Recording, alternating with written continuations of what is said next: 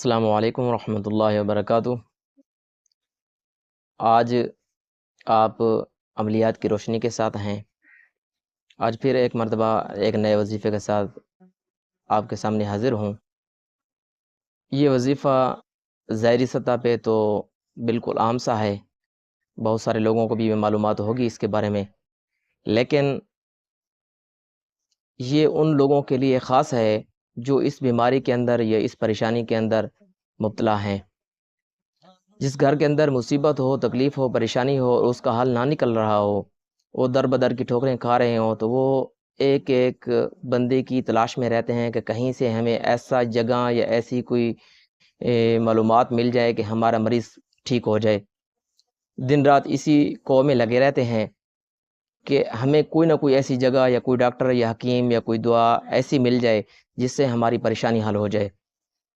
اور وہ اگر پریشانی حل ہونے کے لیے ان کو اگر کہیں سے بھی کوئی بتلا دے کہ فلاں جگہ پہ مریض کی شفا ممکن ہے، کوئی ڈاکٹر کے پاس یا حکیم کے پاس یا عامل کے پاس وہ اچھا ہے، قابل ہے، تو وہ ان کے پاس اگر پیسے نہ بھی ہوں تب بھی وہ اپنی جو ہے نا پریشانی کے لیے قرض لے کر ان کے پاس جاتے ہیں، اور دن رات نہیں دیکھتے، سردی گرمی نہیں دیکھتے، اپنی پریشانی نہیں دیکھتے، اس مریض کو لے کر جاتے ہیں۔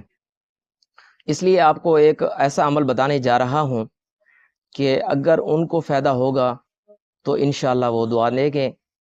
آپ بھی اگر اپنے ارد گرد دیکھ لیں، اگر کسی نہ کسی ایسے بندے کو دیکھ لیں تو ان کو یہ دعا بتا دیں، اگر بذات خود ہیں تو خود بھی اس پہ عمل کریں، انشاءاللہ آپ کو فائدہ ہوگا۔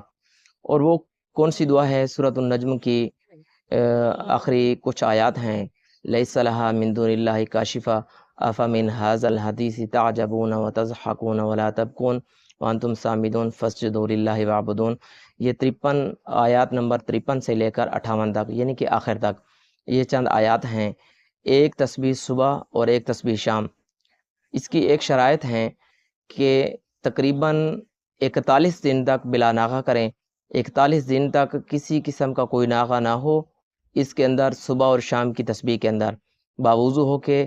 جو شخص خود بیمار ہے وہ بذات خود کرے تو بہتر، اگر وہ خود نہیں پڑھ سکتا یا وہ اس کا آنا مشکل ہے، پڑھنا مشکل ہے، بیٹھنا مشکل ہے، یا اس کو یہ کلمات یاد نہیں رہیں گے، تو وہ کیا کرے کہ اس کے ساتھ کا کوئی بھی شخص، عورت مرد، یا مثال اس کا اپنا کوئی حافظ قرآن ہو، یا حافظ قرآن نہیں ہے تو وہ الفاظ یاد کرے اور وہ خود اس کے ساتھ بیٹھ کر پڑھے۔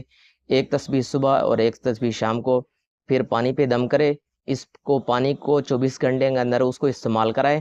انشاءاللہ اگر رب نے چاہا تو اس کو شفاء کاملہ عاجلہ ضرور ملے گی۔ یہ میرا عمل نہیں ہے، میرے بزرگان دین نے مجھے بتلایا ہے، بہت سارے علماء سے بھی یہ سنا ہے، میرے اساتذہ نے مجھے بتایا ہے، اور الحمدللہ بارہا آزما چکے ہیں، بہت سارے لوگوں کو بتایا ہے، الحمدللہ کافی لوگوں نے استفادہ حاصل کیا ہے۔